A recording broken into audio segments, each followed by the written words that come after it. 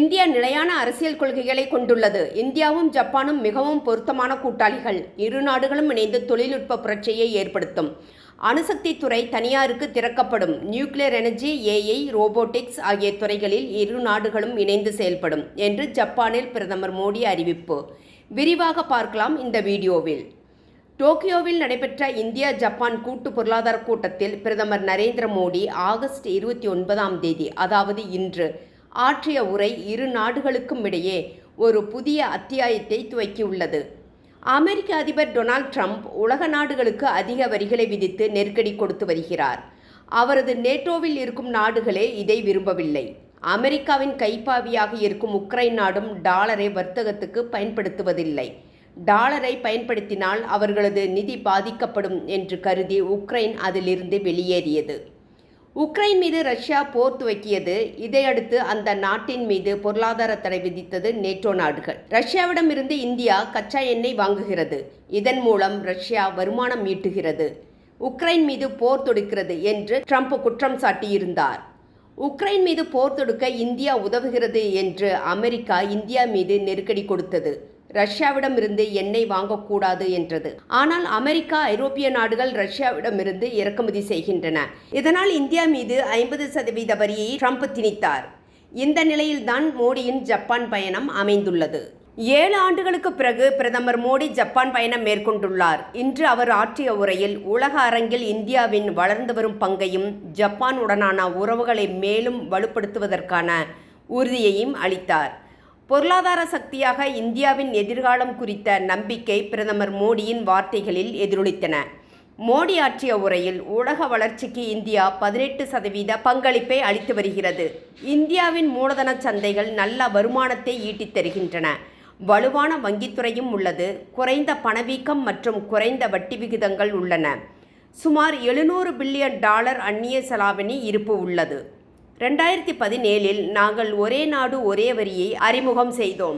அதில் புதிய மற்றும் பெரிய சீர்திருத்தங்களை கொண்டு வருவதற்கான பணிகள் நடந்து வருகின்றன. சில வாரங்களுக்கு முன்பு நாடாளுமன்றமும் புதிய மற்றும் எளிமைப்படுத்தப்பட்ட வருமான வரியை அங்கீகரித்தது.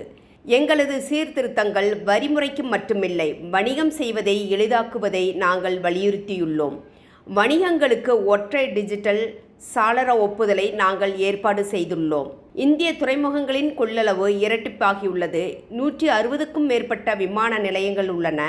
1000 கிலோமீட்டர் நீள மெட்ரோ பாதை கட்டப்பட்டுள்ளது. ஜப்பானின் ஒத்துழைப்புடன் மும்பை மற்றும் அகமதாபாத் அதிவேக ரயில் பாதைக்கான பணிகள் நடைபெற்று வருகின்றன. உலகம் இந்தியாவை மட்டும் பார்க்கவில்லை, இந்தியாவை நம்பியுள்ளது. இந்தியாவின் வளர்ச்சி பயணத்தில் ஜப்பான் எப்போதும் ஒரு முக்கிய பங்காளியாக இருந்து வருகிறது. மெட்ரோ ரயில் முதல் உற்பத்தி வரை, குறைக்கடத்திகள் முதல் தொடக்க நிறுவனங்கள் வரை இந்தியாவும் ஜப்பானும் இணைந்து செயல்படுகின்றன. ஜப்பானிய நிறுவனங்கள் இந்தியாவில் $40 பில்லியன் மேல் முதலீடு செய்துள்ளன. இந்தியாவின் வளர்ச்சி பாதை பொருளாதாரம் மட்டுமில்லை, அரசியல் மற்றும் கொள்கை ஸ்திரத்தன்மையும் உள்ளடக்கியது. இன்று இந்தியா அரசியல் மற்றும் பொருளாதாரத்தில் ஸ்திரத்தன்மை, கொள்கையில் வெளிப்படைத்தன்மை கொண்டு செயல்பட்டு வருகிறது. இந்தியா உலகின் வேகமாக வளர்ந்து வரும் பெரிய பொருளாதாரமாகும். மேலும் மிக விரைவில் அது உலகின் 3வது பெரிய பொருளாதாரமாக மாறப்போகிறது என்றார். இந்தியாவுக்கும் ஜப்பானுக்கும் இடையிலான புதிய அத்தியாய துவக்கத்தையும் தனது பேச்சில் மோடி சுட்டிக்காட்டினார். குறிப்பாக அரசு நிறுவனங்களுக்காக பாரம்பரியமாக ஒதுக்கப்பட்ட ஒரு துறையான அணுசக்தி துறையை இந்தியா தனியார் நிறுவனங்களுக்கு திறந்துவிடும் என்றார். பாதுகாப்பு மற்றும் விண்வெளி துறைகளுக்கு பிறகு அணுசக்தி துறையை தனியார் நிறுவனங்களுக்கு திறந்து விடுகிறோம். தொழில் செய்வதற்கு இந்தியா மிகவும் நம்பிக்கைக்குரிய இடம். உலகம் இந்தியாவை மட்டும் பார்க்கவில்லை, உலகம் இன்று இந்தியாவை நம்பியுள்ளது. இந்தியாவும் ஜப்பானும் ஆட்டோ துறையில் வெற்றி நடை போட்டு வருகின்றன என்றார். இது இந்தியாவின் தொழில்நுட்பத்தை விரிவுபடுத்துவதற்கான லட்சியமாக பார்க்கப்படுகிறது.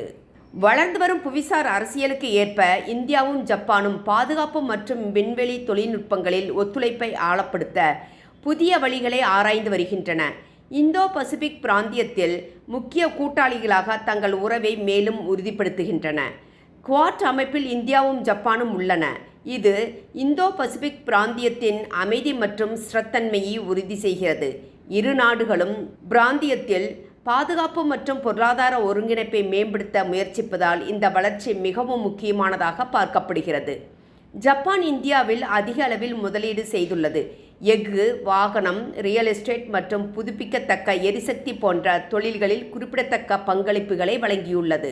மெட்ரோ ரயில், புல்லட் ரயில் என்ற இரு நாடுகளும் நெருக்கமாக பணியாற்றி வருகின்றன.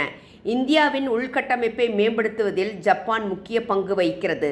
சுசுகி மோட்டார், நிப்பான் ஸ்டீல் மற்றும் டொயோட்டா போன்ற முக்கிய நிறுவனங்கள் இந்தியாவின் தொழில்துறை திறன்களை விரிவுபடுத்துவதில் முக்கிய பங்கு வகித்துள்ளன. இந்தியா, ஜப்பான் ஒருங்கிணைந்து செமிகண்டக்டர் என்ற குறைக்கடத்திகள், AI மற்றும் ரோபோட்டிக்ஸ் போன்ற துறைகளில் இணைந்து செயல்பட்டு வருகின்றன. இந்தியாவுக்கும் ஜப்பானுக்கும் இடையிலான வர்த்தக உறவுகளும் குறிப்பிடத்தக்க வளர்ச்சியை கண்டுள்ளன. 2024-25 நிதியாண்டின் முதல் 9 மாதங்களில் இருதரப்பு வர்த்தகம் $21 பில்லியன் எட்டியது. ஜப்பான் இந்தியாவின் 5வது பெரிய அந்நிய நேரடி முதலீட்டு ஆதாரமாக உள்ளது. ஜப்பான் முதலீடுகள் இந்தியாவுக்குள் தொடர்ந்து வந்து கொண்டிருப்பதால் இரு நாடுகளின் பொருளாதார ஒத்துழைப்பும் அதிகரித்து வருகிறது. மேலும் பிரதமர் தனது உரையில் இந்தியாவின் வளர்ச்சி பயணத்தில் ஜப்பான் எப்போதும் ஒரு முக்கிய பங்காளியாக இருந்து வருகிறது என்றார். இந்த கூட்டாண்மை வரும் ஆண்டுகளில் புதுமை, வர்த்தகம், பாதுகாப்பு மற்றும் பிராந்திய ஸ்திரத்தன்மையை மையமாக கொண்டு ஆழமடையும் என்று எதிர்பார்க்கப்படுகிறது. ஜப்பானின் தொழில்நுட்பமும் இந்தியாவின் திறமையும் இணைந்து இந்த நூற்றாண்டில் தொழில்நுட்ப புரட்சியை ஏற்படுத்தும். இந்தியா தூய்மையான எரிசக்தியை நோக்கி வேகமாக நகர்கிறது. மேலும் 2047 ஆண்டளவில் 100 கிகாவாட் அணுசக்தியை இலக்காக கொண்டுள்ளோம் என்று மோடி தெரிவித்தார். இந்தியாவில் தயாரிப்போம், உலகிற்காக உருவாக்குவோம் என்ற தொலைநோக்கு பார்வையுடன் இந்தியா, ஜப்பான் கூட்டாண்மையில் இரு நாடுகளுக்கும் மட்டுமல்லாமல் முழு பிராந்தியம் மற்றும் உலகிற்கு பொருட்களை மேக் இன் இந்தியா திட்டத்தின் மூலம் உற்பத்தி செய்வதற்கான அடுத்த கட்ட நடவடிக்கையில் இறங்கியுள்ளன. இது குறித்து இன்று ஜப்பானில் பிரதமர் மோடி பேசியிருந்தார். ஏற்கனவே இந்தியாவில் 5000க்கும் அதிகமான ஜப்பான் நிறுவனங்கள் உள்ளன. தொழில்துறை, விவசாயம் மற்றும் மனித மூலதனத்தை அதிகரிக்க திட்டமிட்டுள்ளன.